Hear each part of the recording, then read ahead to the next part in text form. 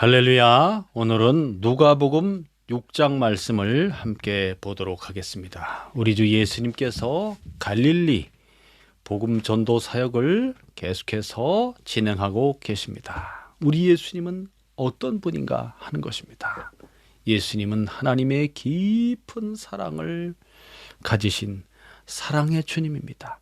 사랑과 긍휼과 자비가 풍성하셔서 한 사람이라도 구원에 이르게 하시기 위해 택하신 백성들을 부르고 계시며 그 마을 동네를 다 찾아다니면서 천국의 복음을 전파하고 있는 것입니다. 우리 주 예수님께서 이제 제자들 12명을 다 부르시게 되십니다. 그리고 이제 천국의 복음에 대해서 아주 자세하게 풀어서 가르쳐 주시게 되는 것입니다. 자비로우신 예수님.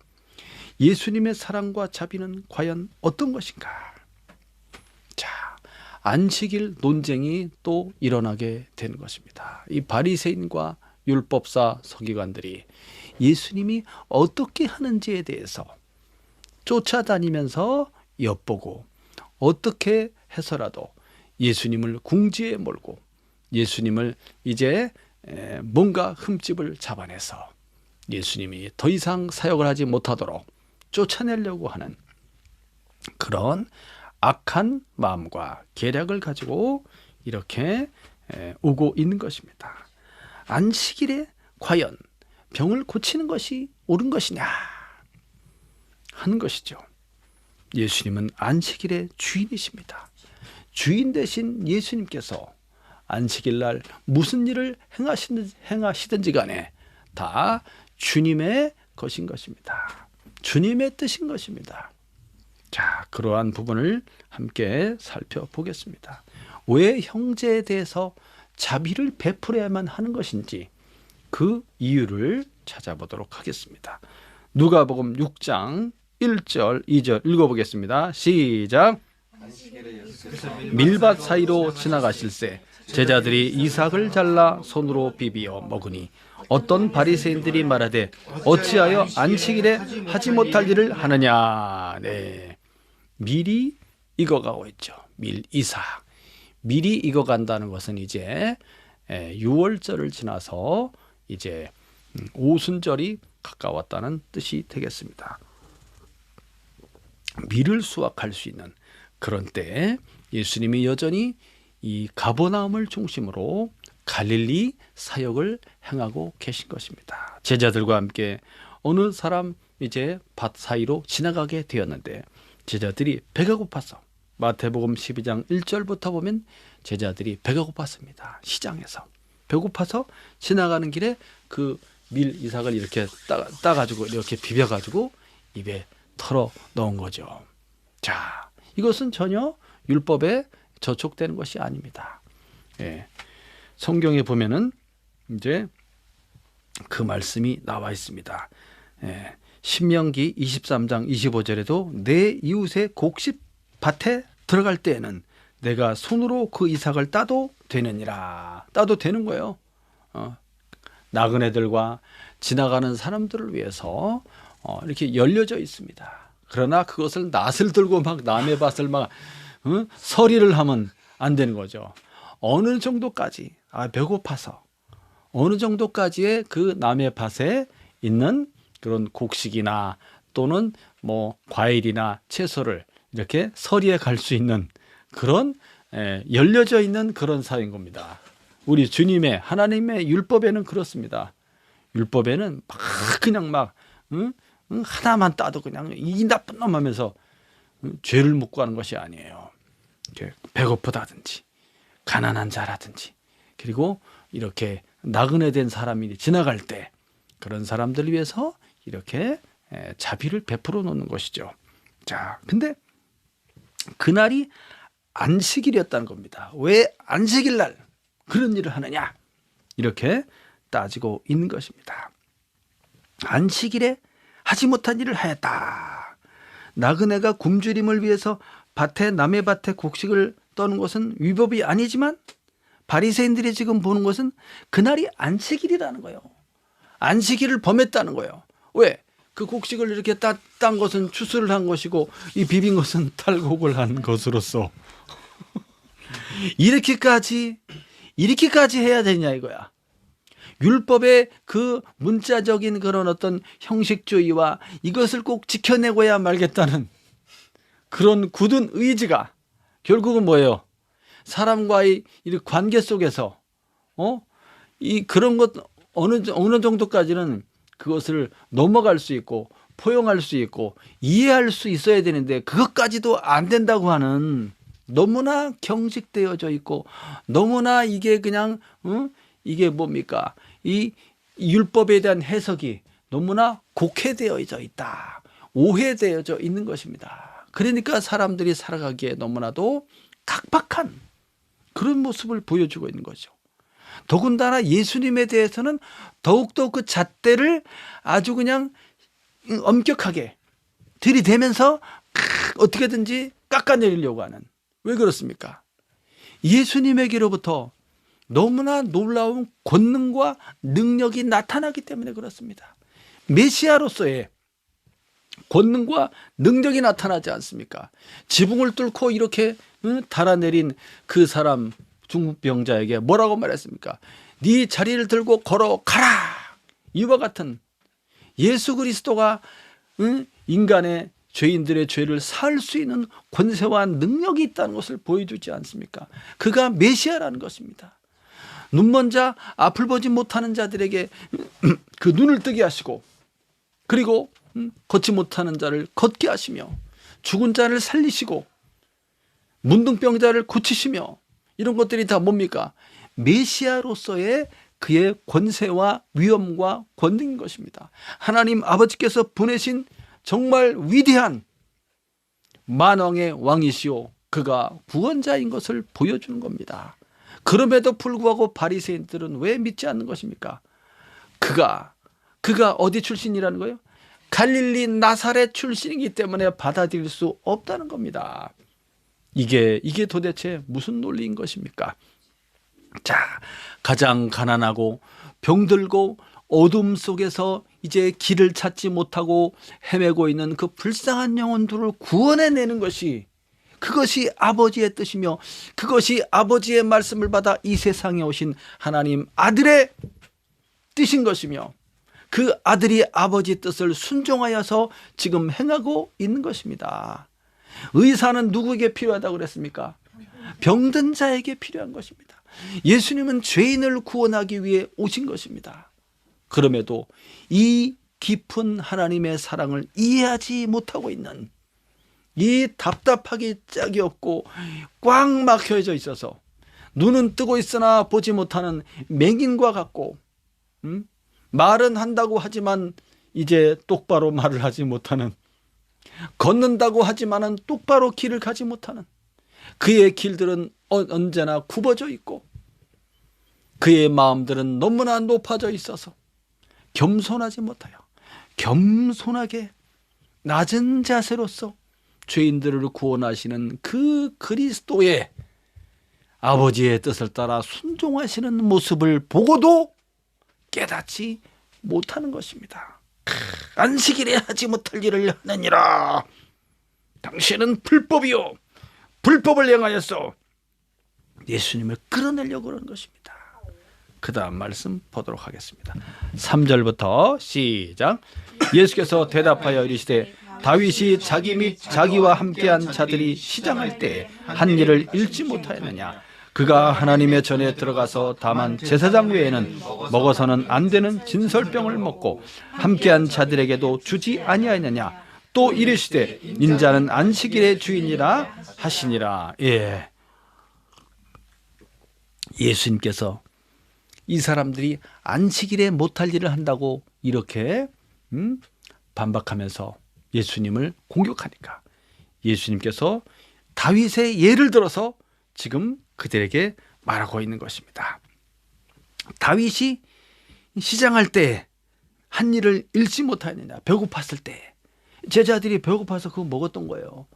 다윗도 너무나 배가 고픈 때가 있었다. 언제냐면은 이 사무엘상 21장에 읽어보면 나옵니다. 이 사울 왕이 다윗을 죽이려고 했지 않았습니까? 다윗은 누구입니까? 골리앗을 쳐 물리친 위대한 그런 하나님의 사람이 아닙니까? 하나님께서 이제 사울 왕을 실어 버리시고 다윗을 왕으로 이제 삼으신 것입니다. 자, 그런데 사울 왕은 끝까지 자기의 왕위를 지키겠다고 그냥 하나님의 뜻을 무시하고 하나님께 버림받은 왕이었어요. 이 사람 참 불쌍하죠. 하나님께서 기회를 주셨음에도 불구하고 너무나 교만하여짐으로써 해서는 안 될 제사장만이 할 수 있는 그런 일을 자기가 하겠다. 자기가 대신 제사를 지내겠다고 하고 이렇게 자기의 어떠한 그런 백성들에게서부터의 어떤 그런 존경과 그런 인기와 백성들의 어떤 지지를 그렇게 받기 위해서 하나님의 뜻과는 상관이 없이 백성들의 인기를 얻으려고 하는 이런 식으로 이 사람이 행하게 되죠. 그럼으로써 버림받게 되는 것입니다. 하나님의 마음에 합하지 않는 자가 되어버린 거죠. 그래서 다윗을 하나님께서 택하셨고 그로 하여금 이스라엘의 왕이 되게 하시려고 그러는데 그거를 끝까지 사울 왕은 다윗을 미워하면서 어떻게 하면 저놈을 없애버릴까? 결국은 죽이려고 하니까 다윗이 도망치게 되는 것이죠. 그래서 사울의 아들 요나단이 다윗이 무사히 빠져나가도록 도와주지 않습니까? 그래서 다윗을 따르는 다윗의 이제 그 따르는 용사들과 함께 무리들과 함께 막 급하게 도망가는 겁니다. 사울이 추격해 오는 그것을 피해서 막 급하게 막 도망가서 어디로 갔습니까? 제사장한테로 갑니다. 제사장. 그 당시에 성막이 예루살렘에서 이제 좀 떨어진 북쪽에 떨어진 노비라는 곳에 거기 성막이 있었어요. 그다음 예전에 그 홈리와 비나스 그 제사장이 블레셋과의 전쟁에서 그 법궤를 들고 나갔다 뺏기지 않습니까? 나중에 그 법궤를 찾아오는데 아직 이제 성전을 짓기 전이에요. 나중에 다윗이 이제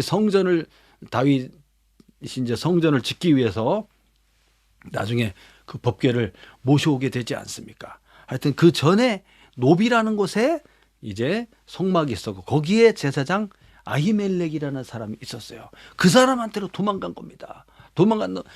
그냥 너무나 큰 두려움과 그리고 급하게 도망쳐므로써 그들이 이제 힘이 빠지고 막 기진맥진하여서 늦은 밤에 도착한 거예요. 그래서 막 그냥 사람이 이게 배고프면 어떻게 돼요? 막 죽어요. 숨 넘어가요. 빨리 먹을 것을 주지 않으면 안 그래도 지금 쫓아오니까 얼마나 급하게 도망쳐 온 거예요. 그러니까 힘이 체력이 다 소진된 상태에서 먹을 걸 달라고 하니까 제사장이 마침 줄 게 없는 거야. 늦은 밤에. 그래서 제사장만이 먹는 진설병을 그걸 주게 됩니다. 다음 페이지에 보시면 진설병의 모습을 이렇게 빵이 6개씩 두 줄로 쌓아 올렸어요. 12개의 빵인데 이것은 이제 이스라엘 12지파를 가리킵니다. 하나님 앞에 있는 그런 빵이다. 그래서 그 얼굴의 빵이란 그런 뜻이 있습니다. 진설병이 이렇게 생겼습니다. 근데 실제 큰 이거보다 더 커요. 더 커. 이 떡 하나가 고운 가루로 4.4리터예요.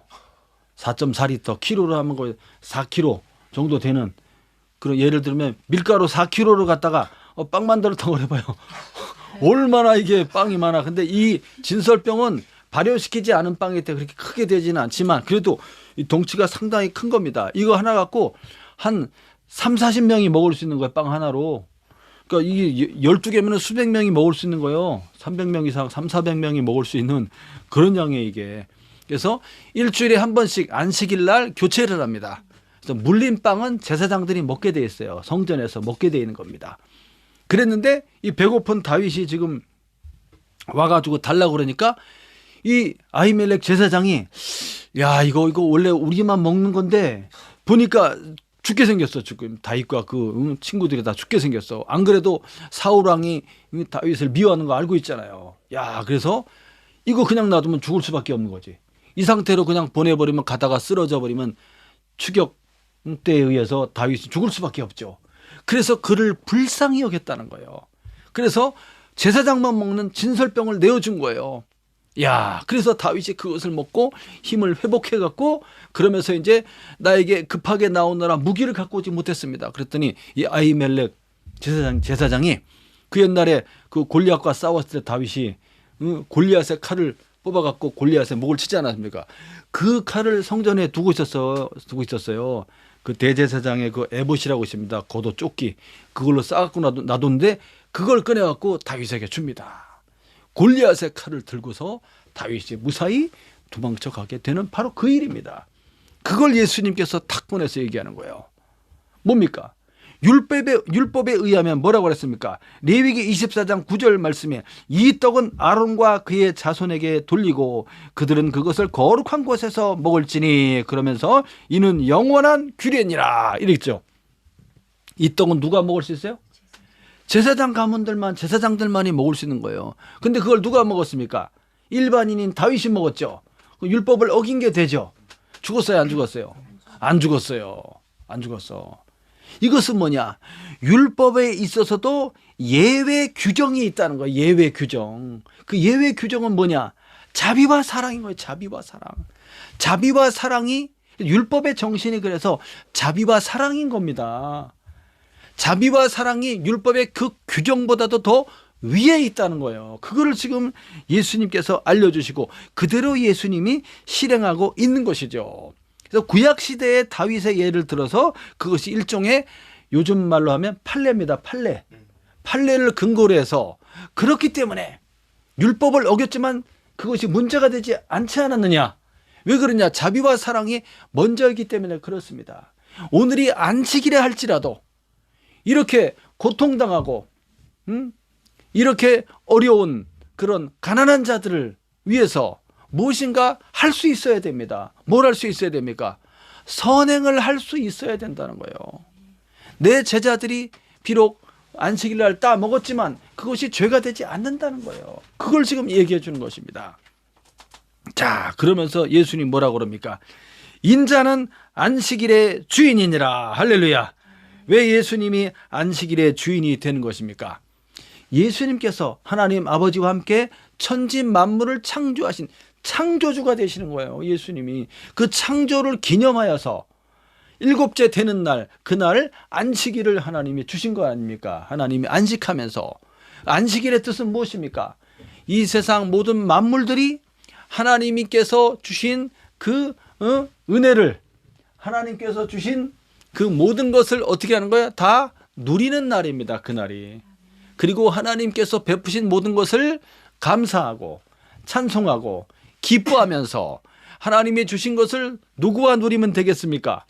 내 형제와 이웃과 함께 누리면서 이 공동체가 함께 연합하면서 자유와 행복을 찾는 것이 바로 그 안식일입니다.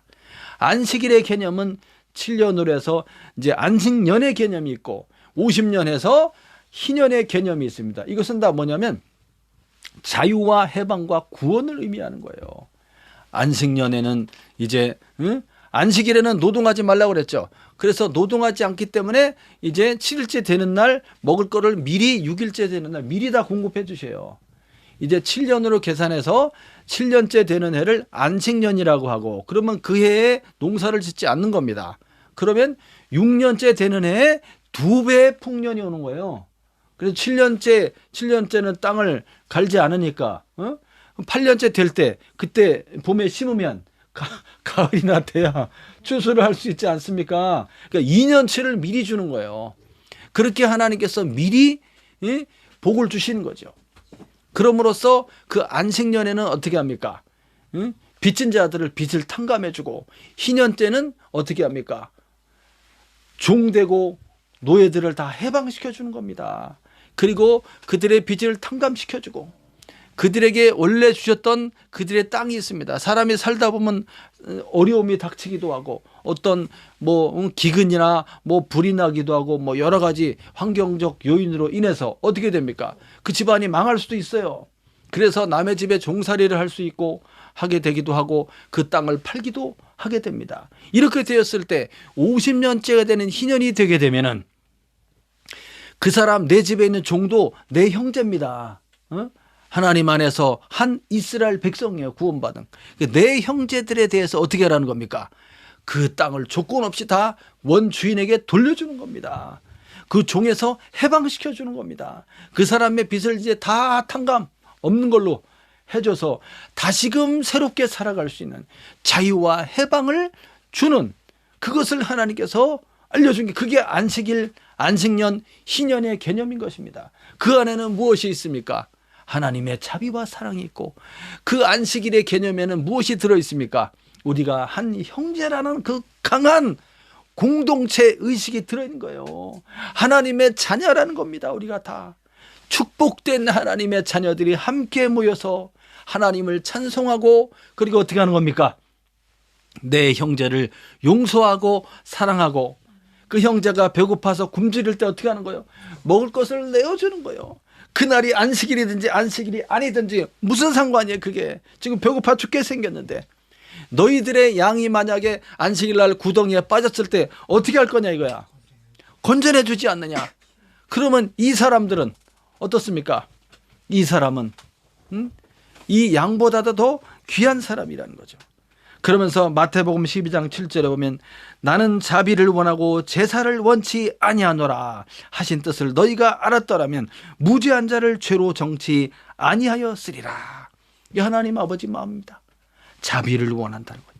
제사를 원하는 것이 아니라 그것보다도 자비를 원한다는 거예요.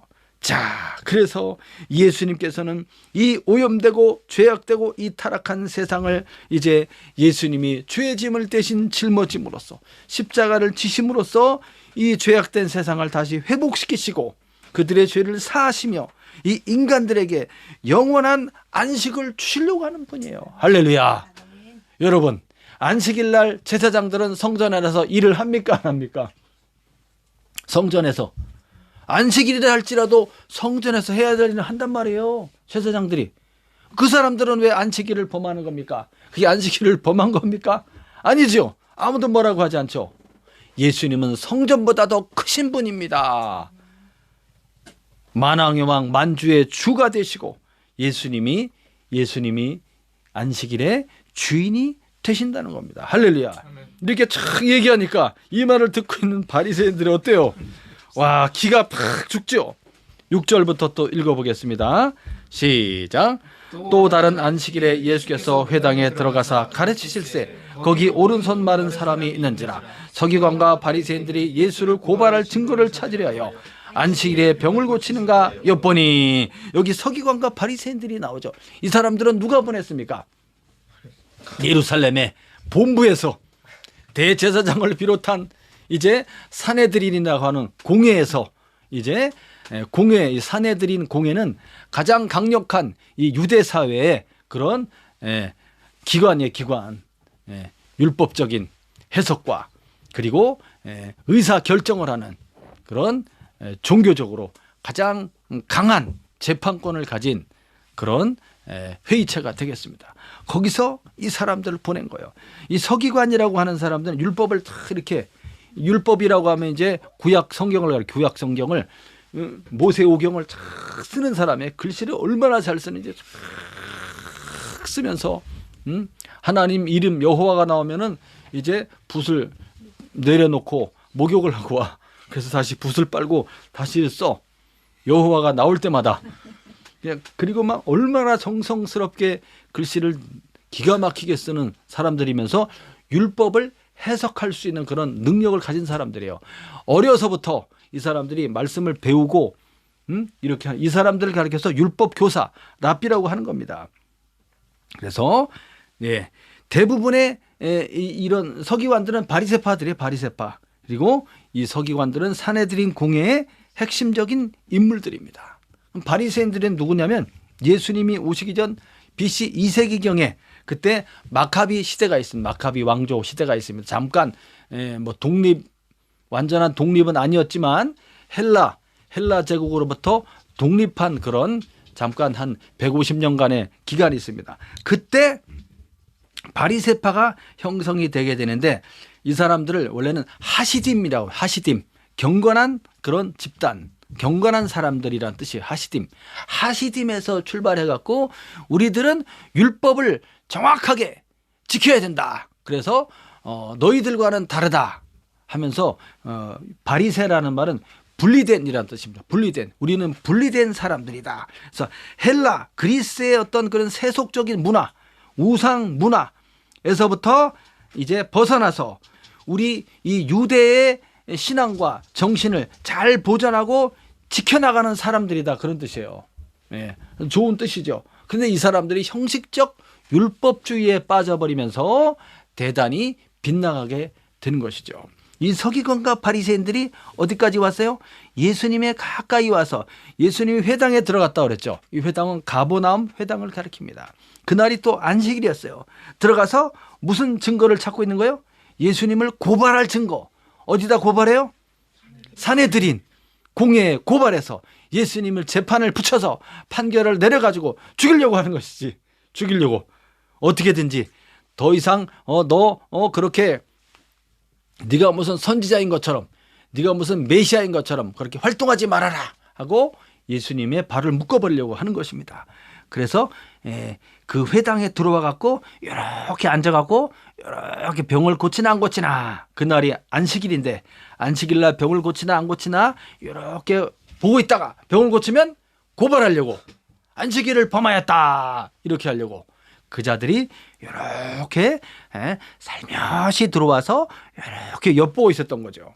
그날 안식일날. 근데 거기에 누가 있었습니까? 오른손 마른 사람이 있었다. 오른손이라고 정확하게 표현했죠. 지금 누가복음은 누가 쓰고 있다고 그랬죠? 누가라는 사람이 쓰고 있는데 그 사람의 직업은 의사였습니다. 그래서 의사의 관점으로서 정확하게 그것을 보고 기술하고 있는 것입니다. 오른손이 이 말랐다라는 말은 어떤 병으로 인해서 또는 어떤 환경적인 요인, 뭐 사고를 당했든지 해서 이 손이 제대로 발육이 안 된 겁니다.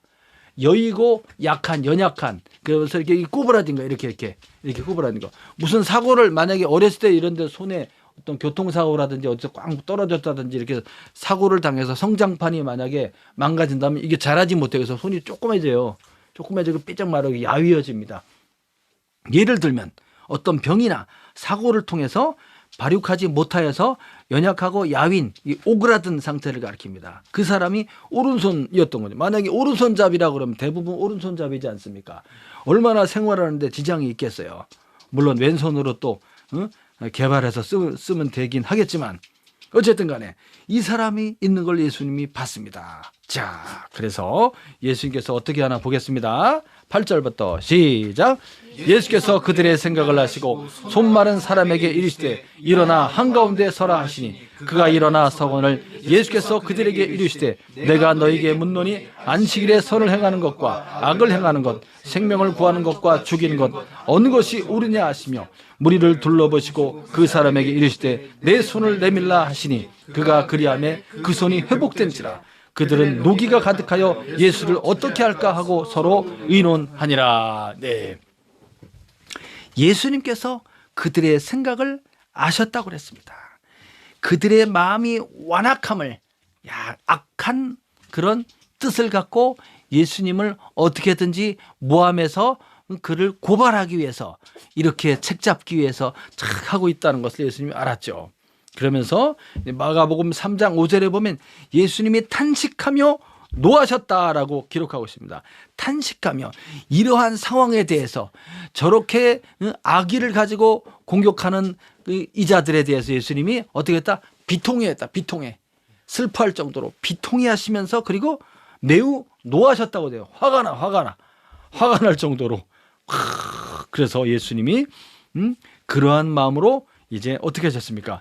그 오른쪽 손이 이렇게 마른 그 사람을 일어나서 한가운데 세우셨습니다. 일어나서 탁 세우셨어. 공개적으로 그 사람을 모든 사람이 볼 수 있게 탁 세우셨어요. 지금 서기관과 바리새인은 어떻게 하고 있습니까? 이렇게 숨어갖고 이렇게 허시탐탐 괴롭히고 이렇게 하고 있는데 예수님은 그 사람을 도리어 공개적으로 딱 일어나시오. 가운데 서시오. 탁 세웠단 말이에요. 공개적으로 지금 하고 있는 것입니다. 그만큼 예수님이 당당하신 거예요. 메시아로서의 그 권위를 보여주고 오늘 안식일이지만 지금 뭘 행하려고 한다? 선을 행하려고 하는 것을 보여주고 그것이 옳다라는 것을 이 사람들에게 나타내 보여주려고 하는 겁니다. 자, 그러면서 예수님의 질문을 하죠. 내가 너희에게 묻노니 그들에게 이르시되, 그들은 누굽니까? 염탐하러 온 서기관과 바리새인들을 그들에게 이르시되 그러면서 내가 너에게 묻노니 안식일에 선을 행하는 것과 악을 행하는 것, 생명을 구하는 것과 죽이는 것 어느 것이 옳으냐? 어느 것이 옳습니까? 당연히 안식일에 선을 행하는 것이 옳죠. 안식일에 생명을 구하는 것이 옳은 것이 아닙니까? 근데 이 사람들이 대답을 안 해. 입을 딱 닫고 아무 말도 하지 않는 거예요. 묵묵부답. 왜 묵묵부답하고 있습니까? 딱 찔림이 왔고 이게 뭐라고 말을 해도 문제가 되는 거예요. 그게 아닙니다라고 해도 문제가 되고 맞다고라고 해도 문제가 되니까 입을 딱 닫고 아무 말도 하지 않고 이 자들이 탁 있었던 겁니다. 자, 그래서 자, 이렇게 예수님은 당당하게 권세 있게 예수님께서 그 사람을 가운데 탁 세우시고 예수님이 이제 기적을 일으키려고 하는 것입니다. 자, 그러면서 10절에 무리를 둘러보시고 이렇게 말했죠. 무리를 둘러보시고 예수님이 참 어떤 마음입니까? 비통하면서 아주 그냥 강한 분노를 느끼면서 아주 강한 눈빛으로 한번 쫙 이렇게 보시면서 그리고 나서 지금 기적을 행하시는 겁니다. 예수님의 아주 그런 굳은 그런 의지를 볼 수 있죠. 이 일을 반드시 행함으로써 그들에게 선을 행하는 것이 옳다라는 것을 안식일이든 안식일이 아니든 간에 선을 행하는 것이 먼저라는 것을 보여주는 겁니다.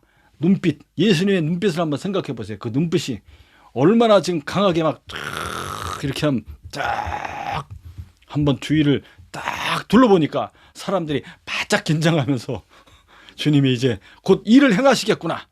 그때 예수님이 말씀으로 그 사람을 고칩니다. 네 손을 내밀라. 이렇게 말씀하십니다. 네 손을 내밀라. 너의 손을 내밀어라. 이렇게 말씀하니까 그 사람이 그 말씀을 듣고 그대로 따라서 딱 하니까 손이 착 펴진 거예요. 이게 오그라든 손이 탁 펴지면서 정상으로 회복됐습니다. 할렐루야. 그가 그리함에 그 손이 회복된지라. 이 정상으로 됐다는 거예요. 이제 이 정상적인 왼손과 똑같이 완벽한 그런 이제 정상적인 기능을 할 수 있는 이제 손이 된 겁니다. 그 순간, 이야, 놀라운 기적이 딱 일어나게 되었습니다. 할렐루야.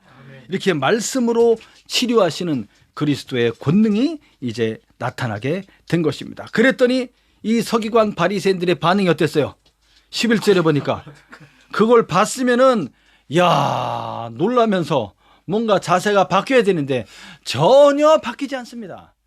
야, 이 사람의 마음이 삐뚤어지기 시작하면은 아무리 선한 것, 좋은 것을 보여주고 말해줘도 듣지 않는다는 거죠. 노기가 가득하여. 노기가 뭡니까? 분노하는데 이 노기라는 이 표현은 이성을 잃고 덤벼들려고 하는 태도를 가리킵니다. 이성을 잃어버렸어. 정신줄을 놨어. 그리고 막 확 덤벼들려고 하는 막 당장이라도 예수님 한 대 치려고 하는 그런 아주 그냥 살기가 막 느껴지는 그러한 모습으로 이를 갈면서 예수를 어떻게 할까? 마태복음 12장 14절 그리고 마가복음 3장에 보면은 죽일까? 저자를 어떻게 하면 죽일까? 예수를 죽일까를 의논하기 시작했다고 그렇게 나오고 있습니다. 야, 여러분, 우리는 오늘 말씀에서 어떻습니까? 예수님의 어떤 모습을 우리가 보게 됩니까? 얼마나 우리 주님이 자비로우신 분인가를 알 수 있어요. 얼마나 사랑이 많으신지를 알 수 있습니다. 이 세상에 예수님께서 오신 목적을 정확하게 알려주고 있습니다.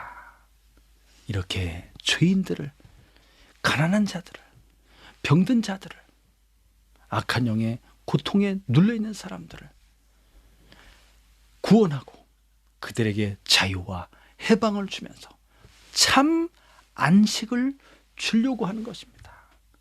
이 율법을 주신 하나님도 그리고 하나님의 아들로서 세상을 구원하기 위해 순종하여 오신 하나님의 아들도 무엇을 우리에게 주시려고 합니까? 자비와 사랑을 통해서 그들을 구원하여서 참 안식을 누리게 하려고 하는 것입니다. 그 안식을 누리면서 그들이 참 행복하고 복되고 감사하고 기뻐하면서 내가 가진 것을 어떻게 하는 겁니까? 내 형제가 어렵고 힘들 때 그 사람을 도와주는 거예요. 그럼으로써 함께 살아가는 이 공동체, 한 몸인 것입니다. 그리스도 예수가 머리가 되시고 우리 그리스도인들은 다 주님의 몸을 이루는 지체의 각 부분이 됨으로써, 그렇기 때문에 서로가 어떻게 해야 됩니까? 먼저 서로 사랑해야 됩니다. 그 사람을 용서하고 어떻게 해야 됩니까? 자비를 베풀어야 되는 것입니다. 남에게 대접을 받고자 하는 대로 먼저 남을 대접해야 하는 것입니다. 그것이 아버지의 뜻이라는 거예요. 형제의 죄를 용서할 때 하나님께로부터 내 죄를 용서받을 수 있다는 것입니다. 이것이 율법을 주신 목적이고, 이것이 예수님이 우리를 구원하시는 목적이 되는 것입니다. 할렐루야. 우리 주님은 그렇게 모든 복음 사역을 활동해 나가고 계신 겁니다. 다만 누가 믿지 않는 것입니까? 서기관과 바리새인과 같은 율법사들과 대제사장들과 뭔가 자기들이 갖고 있는 그것들을 갖다가 놓지 않으려고 하는 육체의 욕망 속에 사로잡혀 가며, 그것이 권력이든 그것이 명예든 그것이 돈이든 그것이 무엇이든지 간에 자기의 것을 꽉 움켜쥐고서 어떻게든지 남을 속이고 남의 것을 빼앗으며 위선적인 행동을 통해서 자기가 존경을 받고 이렇게 하려고 하는 그러한 모습들, 그런 것들은 내려놓아야 되는 것입니다. 어떻게든지 정말 주님을 온전히 영접하여서 그리스도 예수의 사람으로서 이 과거의 그러한 모습들은 내려놓고 옛사람은 벗어버리고 그리스도 안에서 새 사람으로서, 거룩한 사람으로서, 의의를 행하는 사람으로서 그렇게 살아가야 하는 것이 마땅한 것입니다. 할렐루야. 자비로우신 예수님 앞에 오늘도 가까이 나아가시면서 한 주간도 주 안에서 복되고 행복한 주간 되시기를 예수님의 이름으로 축원합니다. 기도하겠습니다.